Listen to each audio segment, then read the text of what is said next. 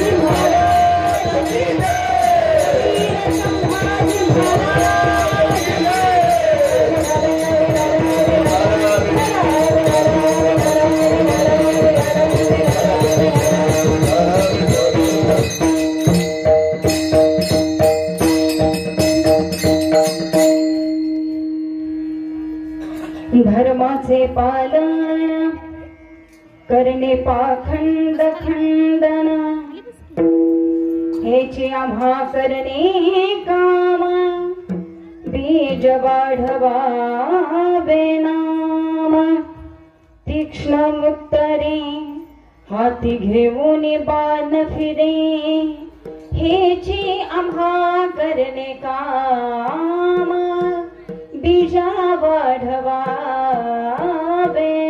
नाम नाही भीड भार नाही भीड भार तुका म्हणे सान थोर हेचे आम्हा करणे काम बीज वाढवावे नाम विठ्ठल विठ्ठल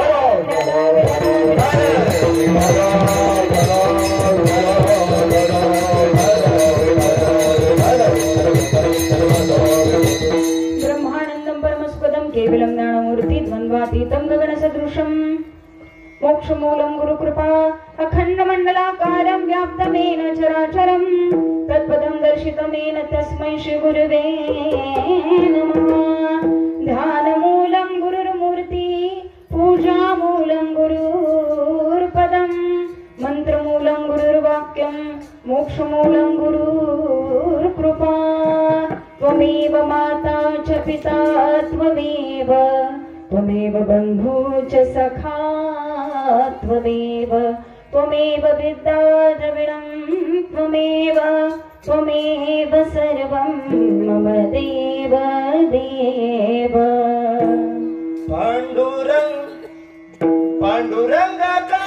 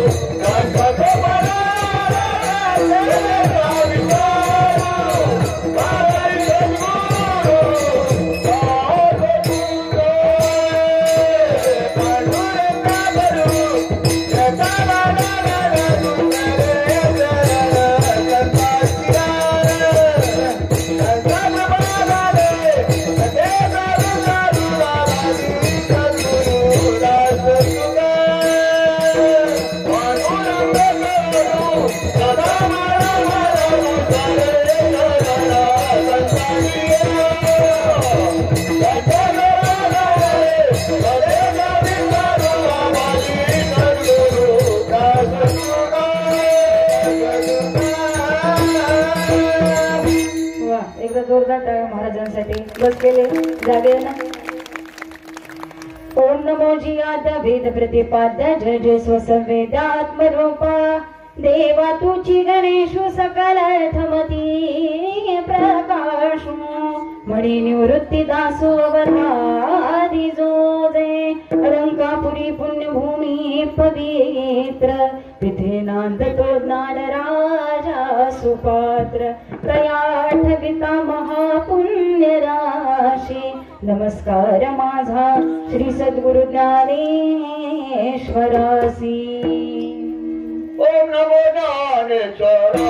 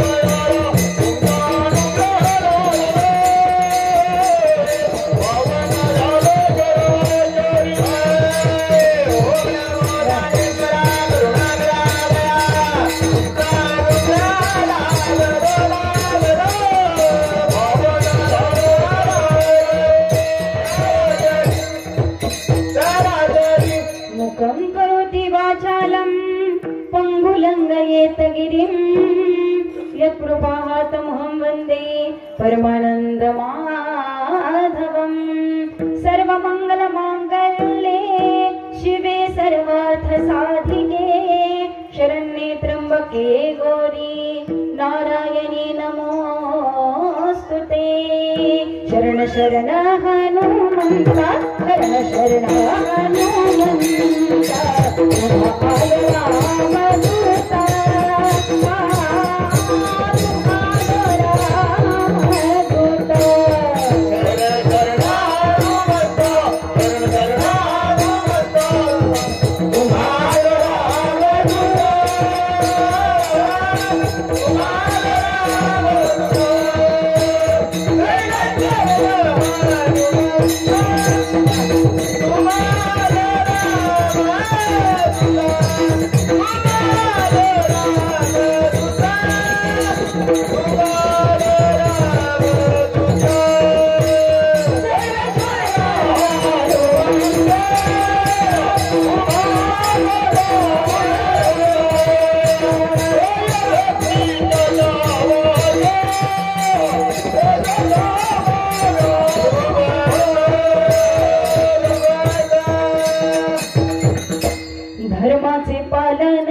पाखंड खंडन तेची आम्हा करणे कामा बीज वाढवावे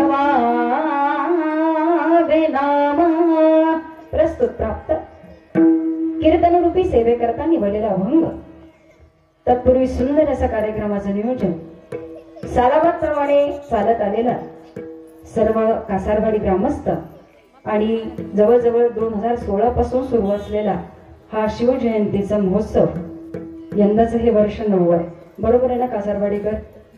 बोलत राहायचं बरं का. आता कीर्तनाला सुरुवात झालेली आहे. आपल्याला बरोबर 2 तास आज फक्त शिवाजी महाराज बोलायचे आणि शिवाजी महाराज ऐकायचे. रयतेचा राजा आपण पुढे छान त्यांचं श्रवण करणार आहोतच.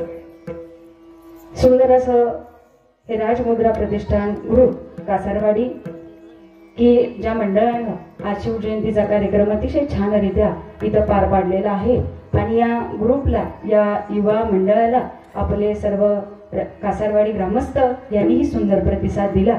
आपल्या गावची असलेली जिल्हा परिषद प्राथमिक शाळा, या शाळेच्या विद्यार्थ्यांचा सुंदर असा सांस्कृतिक कार्यक्रम सुद्धा इथं झाला. सुंदर असं लेझिम पथक असेल, झांज पथक असेल, या मुलांनी सुद्धा इथं छान सादरीकरण केलं. सुंदर असा हळदी कुंकवाचा कार्यक्रम सुद्धा इथं पार पडला. अगदी राजगडावरून या मुलांनी ज्योत इथंपर्यंत आणावी आणि एवढ्या छोट्याशा गावात महाराजांकरता आपली ही मुलं तिथं पोचावी म्हणजे बारकी गोष्ट नाही. एकदा जोरदार टाळ्या या ग्रुपसाठी बरं. करावं तेवढं कौतुक थोडं आहे, कारण आज संपूर्ण महाराष्ट्रभर नुसती कासारवाडी नाही बरं का, नुसती मलवडी नाही, नुसतं सातारा जिल्हा नाही, महाराज आज महाराष्ट्रभर माझ्या शिवाजी राजांचा हा जयघोष आणि त्यांचा हा उत्साह, आमचे युवा तरुण मंडळी, आमच्या सर्व महिला वर्ग असेल, माझ्यासारख्या युवा तरुण रणरागिणी असतील आणि त्यात महत्वाचं म्हणजे आपण सातारा जिल्ह्याचे राहणारे आहोत, बरोबर आहे ना. त्यामुळे महाराजांचा सुंदर असा कारकिर्दीतला काळ आपल्या सातारा जिल्ह्यात होऊन गेलाय. त्यामुळं तुम्ही आम्ही भाग्यवान आहोत की आपण सातारा जिल्ह्यात जन्माला आलेली सगळी मंडळी आहेत. पुन्हा पुन्हा सांगावं असं वाटतं, अतिशय कौतुक आहे या मुलांचं. अगदी हलगी पथक बोडकेवरून हे मंडळ आलं होतं आणि त्यांनीही सुंदर असा आपला कार्यक्रम सादर केला. हळदी कुंकवाचा कार्यक्रम असेल आणि तुमच्या माध्यमातून सुंदर असा कार्यक्रमाचं नियोजन झालं. अगदी छोटीशी वस्ती आहे आणि या वस्तीमध्ये तुम्ही सगळेजण कार्यक्रमासाठी एकत्र येतात. महिला वर्ग असेल, माझ्या ताई असतील, आमचा दादा वर्ग असेल आणि आपण एवढ्या छोट्याशा गावामध्ये ही लोक एकत्रित येण्याकरता हा कार्यक्रम साजरा करतोय. आणि आज महाराजांना सुद्धा आनंद होईल, कारण गणेशोत्सव आणि सुंदर असे हे एकत्रित होणारा कार्यक्रम शिवजयंतीचा सोहळा असेल. त्याचं एकच मैबाबू पाठीमागचं कारण आहे की तुमच्या आमचे सगळे मावळे, तुमच्या आमच्या सारखी सगळी लोक फक्त एकत्र यावी आणि प्रेमानं या भगवंताचं, या राजाचं गुणगान व्हावं आणि लोकांमध्ये एकी राहावी, याच्याकरता हा सगळा कार्यक्रम आहे. विठ्ठल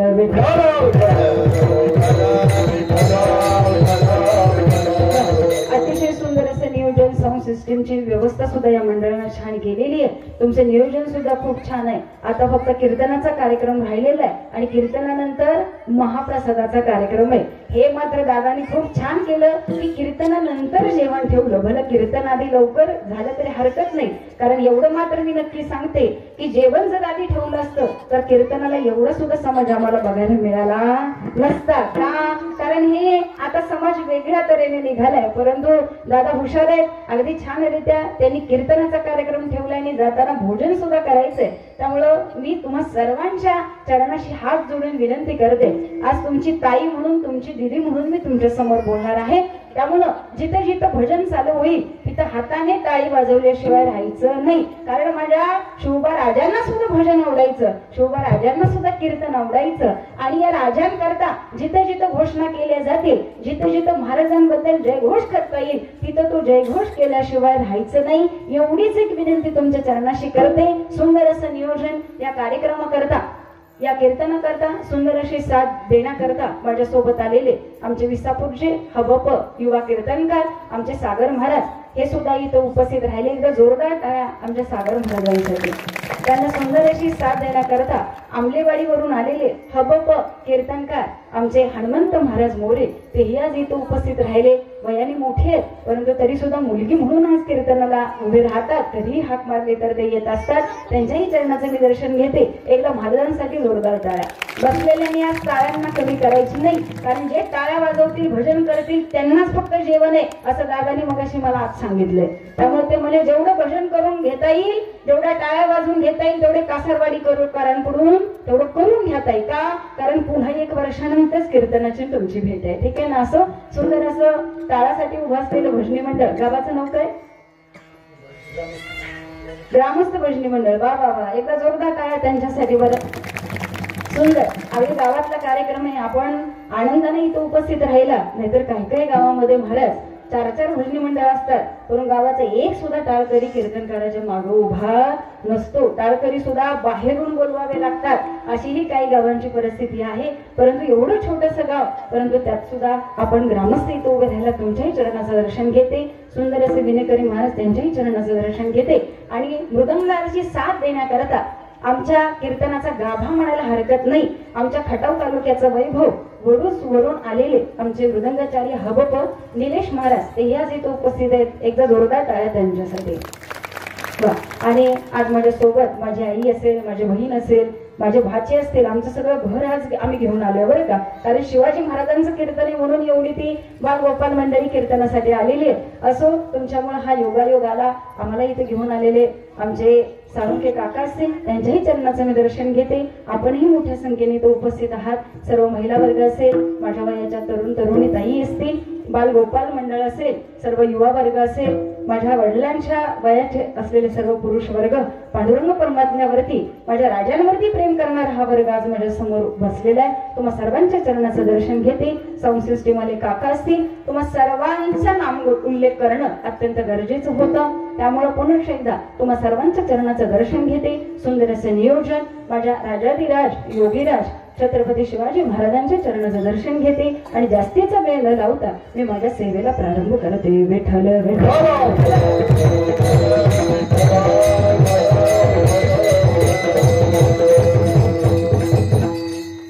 हार्मोनियमवाले महाराज राहिले बरं का, ते सुद्धा मगाच्या पासून इथं बसलेले, त्यांचे मी धन्यवाद व्यक्त करते. प्रस्तुत प्राप्त कीर्तन रूपी सेवे करता निवडलेला अभंग जगद्गुरु जगन्मान्य देहू निवासी वैराग्याचे परममूर्ती माझे छत्रपती रायांचे मायबाप आद्य गुरु. गुरु कसा असावा, शिष्य कसा असावा, वैराग्य कसं असावं, ज्ञान कसं असावं, भक्ती कशी असावी आणि याच वैराग्याचा कळस मानले जाणारे म्हणजे जगद्गुरु तुकोबाराय यांचा 4 चरणाचा धर्माचं पालन करण्याकरता आपला जन्म कसा आहे आणि या जन्माचं खरं सार्थक कशामध्ये आहे हे सांगत असताना तुकोबाराय सांगून जातात की आमचा जन्म हे धर्माचं पालन करण्याकरता झालेला आहे. जगन्नियाता रयतेचा राजा छत्रपती शिवाजी महाराज यांचं कार्य या अभंगातून आम्हाला तुम्हाला व्यक्त करता येतं. म्हणून तुकोबाराय सांगून जातात हेची आम्हा करणे काम बीज वाढवावे नाम. या संप्रदायामध्ये या समाजामध्ये फक्त भक्तीच्या मार्गाने लोक कशी तल्लीन होतील, पांडुरंग परमात्म्याची भक्ती कशी होईल आणि जनतेची भक्ती मायबापही पांडुरंग परमात्म्यापर्यंत कशी पोहोचेल याचं सुंदर विवेचन जगद्गुरु तुकोबाराय आजच्या अभंगातून सांगून जातात. आजच्या अभंगाला अनुरूप असं ज्वलंत दृष्टांत देण्यासारखं उदाहरण माझ्या राजा व्यतिरिक्त दुसरं काय असणार. म्हणून माझे जगद्गुरु तुकोबारायांनी जे कार्य केलं तेच कार्य माझे छत्रपती राजानं केलं. म्हणून महाराज आजच्या अभंगातलं तुम्हाला माझ्या राजांचं कार्य काय आहे ना हे श्रवण करायचं आहे. तीक्ष्ण बाण हाती घेऊन बाण फिरे. महाराज ही उत्तर सांगत असताना माझ्या शिवाजी राजांचं कार्य काय होतं ना मायबापो हे शब्द आमचं धन आहे आणि हे शब्द हे कार्य कसं करत राहतात हे तुकोबारायांनी सांगितलं. इथं लहान थोर सर्वांना समान मानून महाराज हे कार्य पार पाडायचं आहे. याच्यापेक्षा अजून दुसरं काय सांगावं. कारण राजाचं जीवन हे मायबापो धर्म जात पंथ हे न मानता फक्त माणुसकीला आपलंस करून चालणारा हा राजा होता आणि या राजाचंच वर्णन करत असताना आजचा अभंग तुम्हाला श्रवण करायचा आहे. विठ्ठल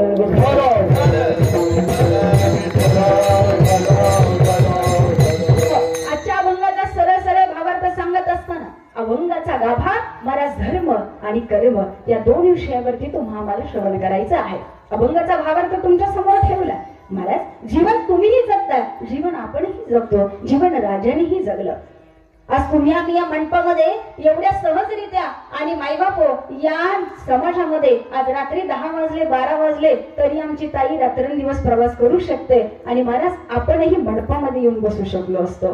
कारण पूर्वीचा काळ पाहिला ना तर महाराज या आया बहिणीची अब्रू लुटणारा असा तो काळ होता. परंतु यांचीच अब्रू वाचवणारा असाच एक राजा जन्माला आला. म्हणून महाराज तुमचं आमचं जीवन आज स्थिर झालं.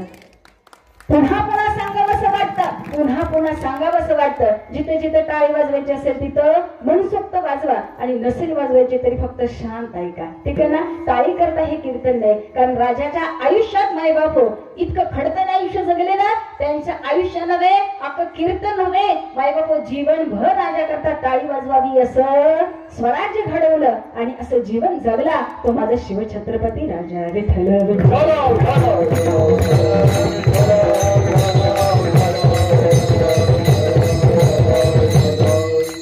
सुंदर असं मायबाप समाजामध्ये कानावरती येणाऱ्या गोष्टी यायला लागल्या. अरे या स्वराज्याची निर्मिती केली पाहिजे. एका आईला मायबाप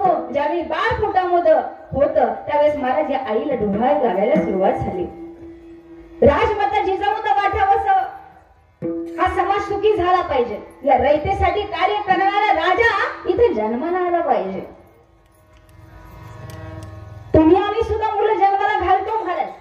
तुमच्या अंशामध्ये सुद्धा बऱ्याच आई इथं बसलेल्या आहेत महाराज. ठीक आहे ना, माझी आई माझ्या समोर आहे. इथं कितीतरी मुलं असतील की ज्यांचे आई वडील सुद्धा कीर्तनात बसलेले आहेत. तुम्हा मला सगळ्यांना वाटतं आमचा मुलगा राजासारखा कर्तबगार व्हावा. कुणाला वाटत नाही महाराज? सगळ्याला वाटतं ना की आमचा मुलगा कर्तबगार असावा, समाजाकरता कार्य करणारा असावा. मुलं घडली पाहिजे प्रत्येक आई वडिलांना वाटतं. परंतु महाराज ही मुलं घडवण्याकरता आमच्या घरात राजमाता जिजाऊ सारखी पहिल्यांदा आई घडली पाहिजे, हे मात्र नक्की आहे. आमची मुलं जन्माला येतात महाराज, आम्हाला मोबाईलचं इतकं वेड लागलं, आमच्या आईला बाळ ऐकत नसलं तर महाराज हे मुलगं त्या आईला म्हणतं, आई मी जेवण करतो, आई मी दूध प्यायला घेतो, परंतु मला जेवण करायचं असेल तर माझी एकच अट आहे. काय अट आहे? आधी मला मोबाईल दे, मी मोबाईल बघेन आणि मोबाईल बघत बघत जेवण करेन. हे आमचे राजे आहेत, हे मावळे आहेत महाराज आमचे. ठीक आहे ना. शोभांचं आयुष्य बघितलं तर आयुष्य कसं नव्हतं महाराज. शिवाजी महाराज उदरामध्ये होते, आईला डोहाळे लागायला लागले. अहो पण ते डोहाळे कसे होते? आमच्या आईला वाटतं माती खावीशी, शेजारच्या भिंतीची माती काढावी आणि ती खावीशी वाटते. पेन्सिलचे खडूचे तुकडेच खावीशी वाटतात. आता किती जरी बऱ्याच आई इथं बसले असेल ज्याचे त्याचे डोहाळे आठवा. एक नंबरच्या मुलाच्या वेळेस काय, दुसऱ्या वेळेस काय, हे प्रत्येकाने आठवून द्या महाराज. परंतु अशा किती जिजाऊ माता इथं बसल्यात की त्यांना डोहाळे लागले असताना त्यांना वाटलं हातामध्ये तलवार घ्यावी, सपासप मायबापू शत्रूंचा नाश करावा, स्वराज्याची स्थापना करावी. किती जणांना इथं वाटलं? आहे अशी आई असेल तर नक्की महाराज महाराजांच्या गळ्यातला हार मी त्या आईच्या गळ्यात घालते का? कारण तेवढं महात्म्य आहे तिचं. परंतु आम्हाला तसं नाही होत महाराज. आम्हाला वाटतं राजा आमच्या घरामध्ये जन्माला यावा, परंतु राजा जन्माला येण्याकरता आमची आई सुद्धा आज त्याच तयारीची पाहिजे महाराज. आज आईला सुद्धा वाटतं नाही हो मला करमत नाही, नाही मला पिक्चरला घेऊन चला, नाही हो मला घरात काम करू असं वाटत नाही, आज मला तुम्ही हे खायला आणा. महाराज आमची आई फक्त 9 महिने 9 दिवस फक्त खातच राहिली. अहो मला आज हे खावंसं वाटतंय, अहो येताना हे घेऊन या. आमचे आहो सुद्धा फक्त तोंडातनं शब्दच पडला पाहिजे का? 9 महिने 9 दिवस काळजी घ्यायची आहे ना महाराज. हे फक्त तुमच्या इथं नाही, सगळ्यांच्या घरी तेच चाललंय महाराज. आम्ही हे सगळं पुरवत राहिलो, परंतु राजमाता जिजाऊंचा काळ वेगळा होता. राजमाता जिजाऊंना वाटत होतं रयतेची निर्मिती व्हावी, स्वराज्य स्थापन व्हावं आणि या स्वराज्याकरता काम करणारा असा हा राजा, असा मुलगा पोटी जन्माला यावा. मायबापुले डोहाळे होते माझ्या राजमाता जिजाऊचे. डोहोळपराय सांगतात अहो असा मुलगा त्या आईच्या पोटी जन्माला आला. राजांचा जन्म झाला महाराज. एकच राजा इथे जन्मला शिवनेरी किल्ल्यावर, एकच राजा इथे जन्मला शिवनेरी किल्ल्यावर. माझ्या राजाचा माझ्या देवाचा शिवरायाचं नाव गाजलंय, राजाचं नाव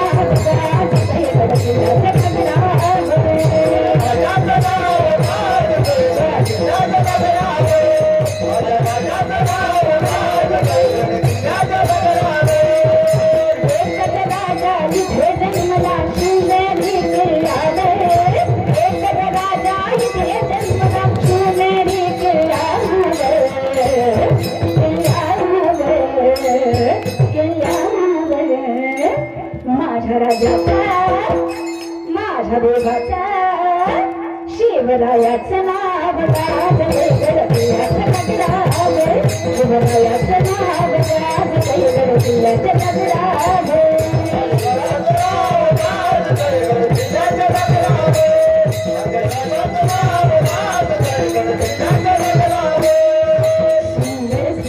निर्मल की कलबरी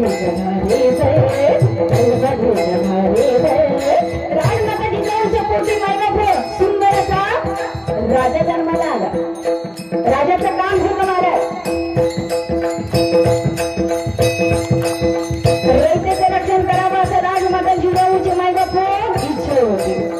सुंदर असा राजा जन्माला आला, नाव छत्रपती ठेवण्यात आलं आणि शिवाजी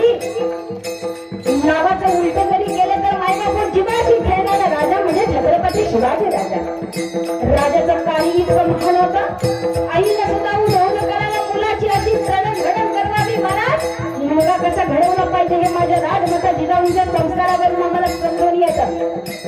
सुंदर असं स्वराज्य निर्माण करावं एवढी एक छोटीशी इच्छा होती महाराज. राजाचं कार्य सुद्धा तसंच पुढे चालू होतं. छोटासा राजा मायबाप जनतेसाठी रयतेसाठी आपलं कार्य करत राहिला. मुलाचे पाय पाळण्यात दिसतात असं कार्य माझ्या राजाचं होतं महाराज.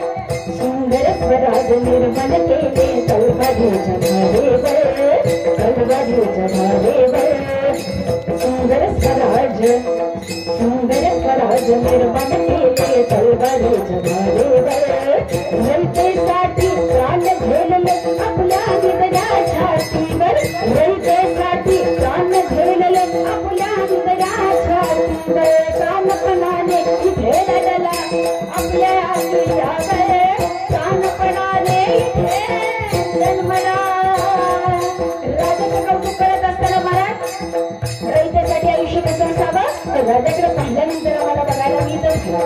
अहो उद्या समाजामध्ये एखाद्या बाई माणसाकडे तिरक्या नजरेला बघणाऱ्याचे माईबाप राजाने डोळे घालावेत, हात पाय तोडावेत, एवढी मोठी शिक्षा माझ्या राजाने एखाद्याला करावी.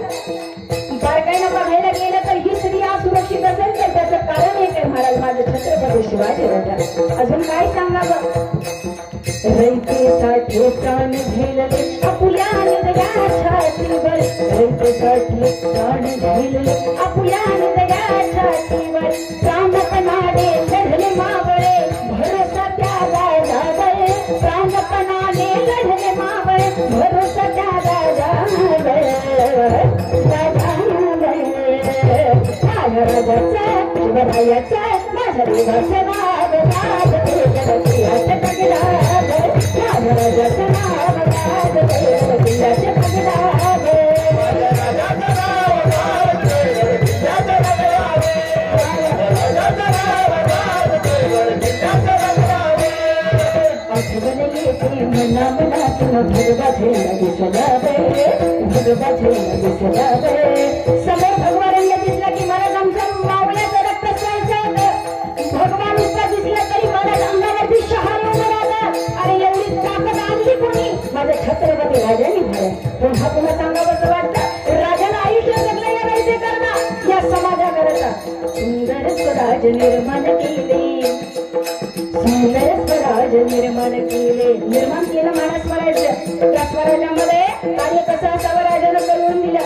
ज्यावेळी हा भगवा समोर दिसतो ना त्यावेळी माझा फरक कसं असायचं आमच्या राजाची आठवण येते महाराज. त्या रंगामध्ये सुद्धा एवढी ताकद आहे. आठवण येते मना मनातून भगवा झेल सजावे, भगवा झेल सजावे. धर्म जातला पंथ मानिला जगला माणूस केवळ, धर्म जातला पंथ मानिला जगला माणूस केवळ. पुन्हा यावे तुम्ही अशीच इच्छा, पुन्हा यावे तुम्ही अशीच इच्छा भक्तांच्या हृदयावर, पुन्हा यावे तुम्ही अशीच इच्छा शिवभक्तांच्या हृदयावर. माझ्या राजाचं माझ्या देवाचं शिवरायाचं नाव राज देवकियाचे पगडाव, माझ्या राजाचं नाव राज देवकियाचे पगडाव, माझ्या राजाचं नाव राज देवकियाचे पगडाव, माझ्या राजाचं नाव राज देवकियाचे पगडाव.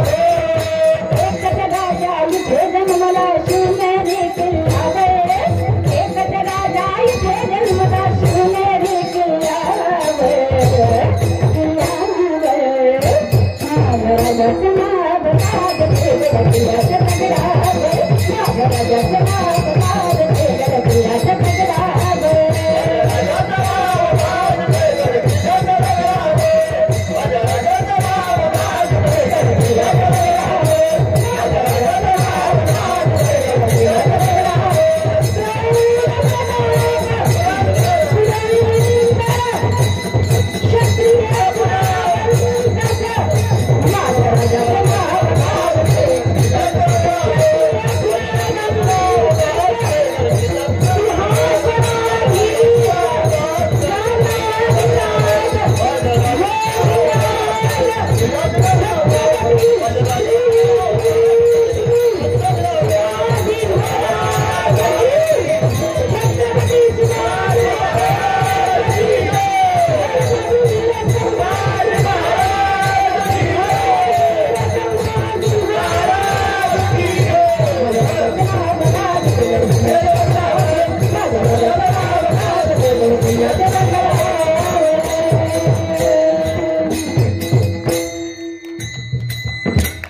एकदा जोरदार टाळ्या सर्व टाळकऱ्यांसाठी. राजाचं आयुष्य आहे असं महाराज, ठीक आहे ना. आपण काही सेकंद करता टाळ्या वाजवतोय, परंतु विचार करा तो काळ कसा असेल. अहो त्यावेळी जगणं मुश्किल होतं, लोकांना खायला मिळत नव्हतं. आज आम्हाला वाटेल तसं आम्ही खातोय, आम्हाला जे हवंय तसं महाराज आम्ही आयुष्य जगतोय. महाराज ही किमया आहे फक्त आमच्या राजाची. महाराष्ट्र भूमीमध्ये राहायला मिळतंय महाराज, हे तुमचं आमचं भाग्य आहे. तुम्ही आम्ही थोर पुण्यवंत आहोत की मायबाप संतांची भूमी अशी महाराष्ट्र भूमी आहे. या भूमीमध्ये आमच्या राजाचं कार्य एवढं मोठं आहे. जगद्गुरु तुकोबर आहे, शिवाजी महाराज दोघांचा मायबापो हा समकालीन काळ होता. या कालावधीमध्ये मायबापो राजांची तुकोबऱ्यांवरती गोड श्रद्धा होती. लोह गावामध्ये जवळच असलेल्या शिवबायांच्या सुंदर अशा ज्ञानामध्ये आणि गुरुच्या भेटीमध्ये हा कार्यकाळ गेला. सुंदर असं महाराजांचं कीर्तन चालू असावं. राजांना तुकोबऱ्यांची वाणी अतिशय गोड वाटत होती. गुरु स्वरूपामध्ये मायबापो माझ्या छत्रपती शिवाजी महाराजांनी त्यांचा स्वीकार करावा. महाराजांचं कीर्तन चालू झालं, बारकाई नाही का, महाराजांचं गोड कीर्तन चालू झालं. त्या कीर्तनामध्ये बासरी लावा महाराज. सुंदर असं गोड कीर्तन चालू झालं. माझे छत्रपती राजे माझ्या तुकोबऱ्यांच्या कीर्तनासमोर उभा होते. पुन्हा पुन्हा सांगावं असं वाटतं. काय सांगावं महाराज, तुकोबऱ्यांची ती रसाळ वाणी. कीर्तनामध्ये महाराजांनी सुंदर असं मायबाप सुंदर असं बोलणं चालू केलं. ही वाणी इतकी गोड होती, ही वाणी इतकी गोड होती. आवाज कमी ठेवा. ही वाणी इतकी गोड होती ना, फक्त ऐकत राहावं. तुकोबराय बोलत होते, शिवाजी महाराज ऐकत होते. माझ्याकडे लक्ष द्या, थोडा कमी करा आवाज. सुंदर असं बोलणं चालू झालं. महाराजांनी मोक्ष सांगायला सुरुवात केली. राजा, जीवन जगायचंय, मोक्ष प्राप्ती करता आयुष्य असलं पाहिजे. कार्य करत जायचंय, कार्य सुंदर करायचंय. राजे या मार्गाने गेलं पाहिजे, समाजाला दुःखातलं दूर केलं पाहिजे. सुंदर असं जीवन जगत असताना राजांना उपदेश मिळत होता महाराज. आणि शेवटचा सार फक्त मोक्ष प्राप्तीचा असावा. तुकोबऱ्यांच्या वाणीमध्ये गोड असं सुंदर विवेचन चालू होतं. राजांबरोबर आलेले मावळे हे त्यांच्या सोबत बसलेले होते. अनेक गड किल्ल्यांना आपलंसं करायचंय, या रयतेसाठी आपल्याला झटायचंय. आपलं विश्व निर्माण करण्याकरता ह्या राजाचं कार्य अतिशय महत्वाचं होतं महाराज. सगळे मावळे माझ्या राजांकडे बघत होते. राजे, आपण कीर्तनामध्ये बसला आहात, तुकोबऱ्यांची वाणी तुमच्याकरता चालू झालेली आहे, परंतु याचा परिणाम जर राजांवरती झाला तर राजे युद्ध करायला सुद्धा नकार देते. आणि महाराज झालं तसंच. शिवाजी महाराजांना सुद्धा असं वाटायला लागलं की जर मोक्षाचीच प्राप्ती करायची आहे तर आपल्याला बाकी हे कार्य करायची काय गरज आहे. मोक्षच प्राप्त करायचंय ना, तर हे युद्ध नको, हे गड किल्ले नको, काहीही नको, मला मोक्षाकरता जायचंय ना. तुकोबऱ्यांनी सांगावं, तुम्ही या मार्गाने निघालेला आहात, आम्ही भक्तीच्या मार्गाने निघालेलो आहोत. तुकोबऱ्यांची वाणी महाराजांना गोड वाटायला लागली. शेवटी परमार्थ आहे, अध्यात्म आहे. मावळ्यांना मायबाप टेन्शन यायला लागलं. जर राजा कीर्तनात अडकला आणि मोक्षाच्या प्राप्ती करता त्याला जर हे पुन्हा सगळं नकोसं वाटायला लागलं तर या स्वराज्याकरता कोण झटणार.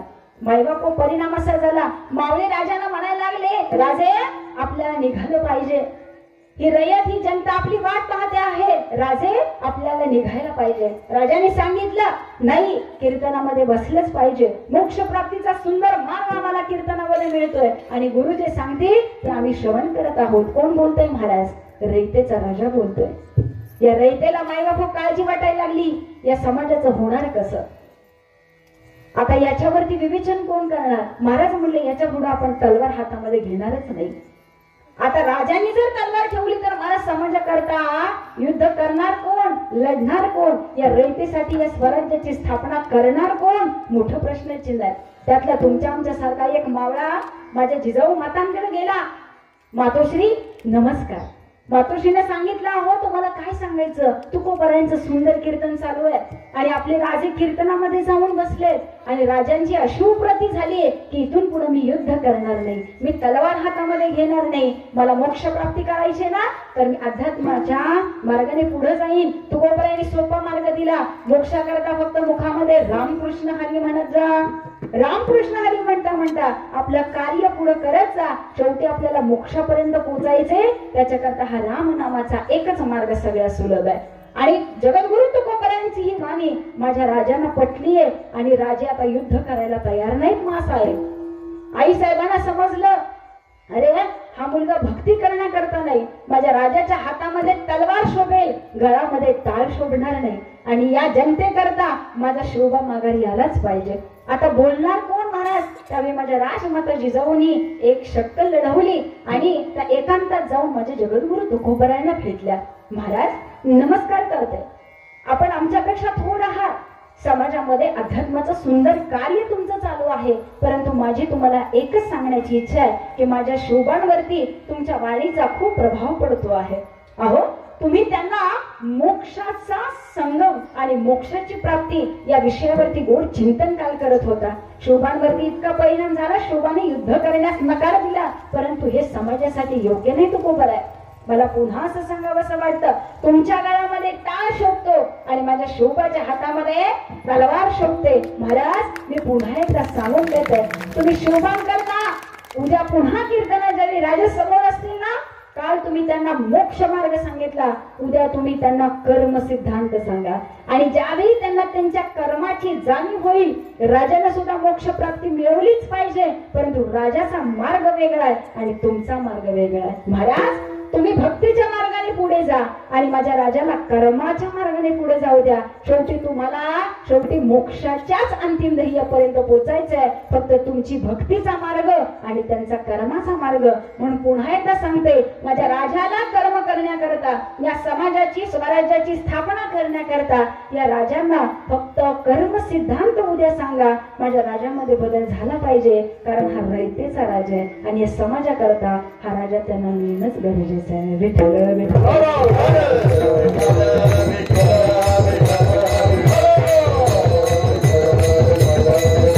सुंदर असं विवेचन चालू झालं महाराज. दुसऱ्या दिवशी माझ्या तुकोबरायांचं कीर्तन चालू झालं.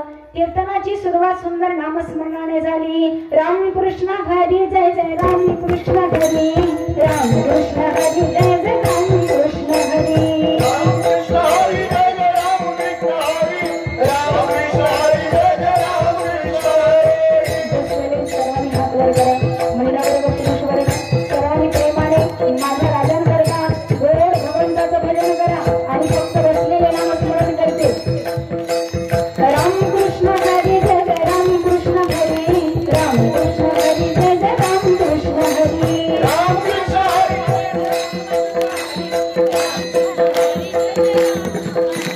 रामकृष्ण हरी जय जय रामकृष्ण हरी, रामकृष्ण हरी जय जय रामकृष्ण हरी. आवाज येतो ना बघा. रामकृष्ण हरी जय जय रामकृष्ण हरी, रामकृष्ण हरी जय जय रामकृष्ण हरी.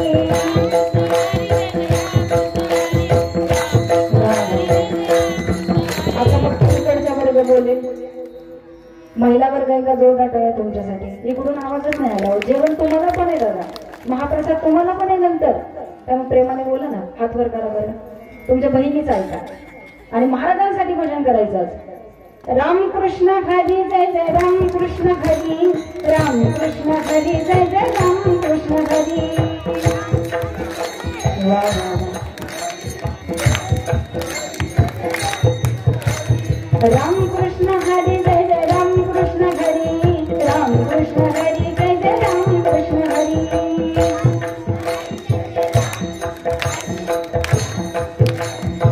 वा वा वा छान. रामकृष्ण हरी जय जय रामकृष्ण हरी, रामकृष्ण हरी जय जय रामकृष्ण हरी. हरी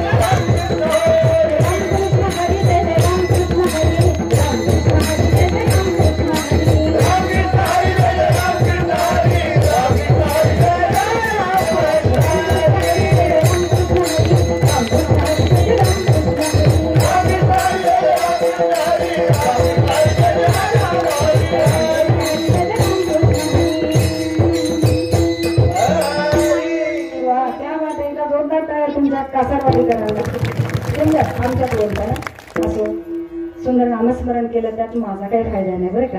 केलेलं नाम आहे त्याचं पुण्य तुम्हाला मिळणार आहे महाराज. आणि तुम्ही आम्ही कुठल्या तरी कार्यक्रमाच्या निमित्ताने एकत्र आलो म्हणून हे नामगजर आणि नामगोष्टरी आपल्याला करता येतोय.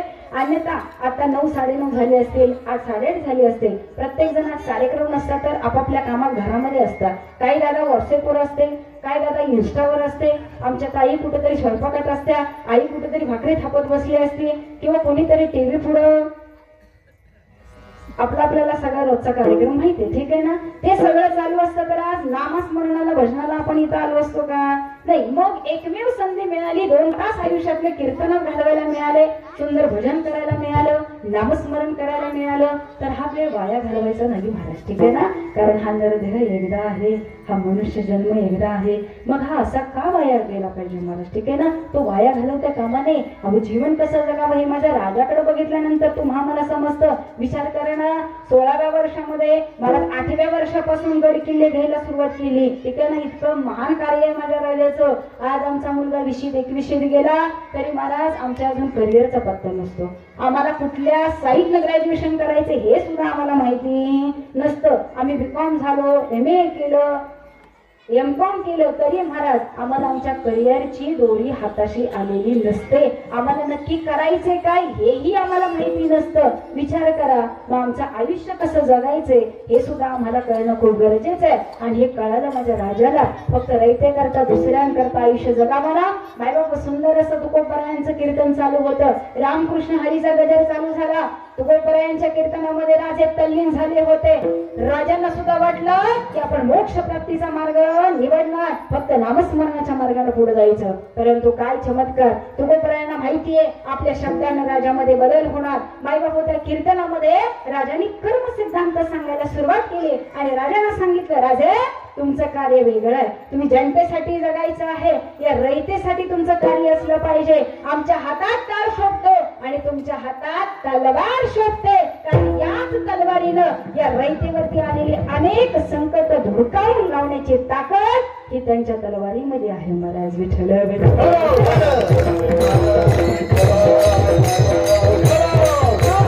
तुमचं आयुष्य कसं आहे, तुमचा जन्म कशासाठी आहे हे तुकोबरायांनी आजच्या अभंगाच्या प्रथम चरणामध्ये सांगून दिलं. धर्माचे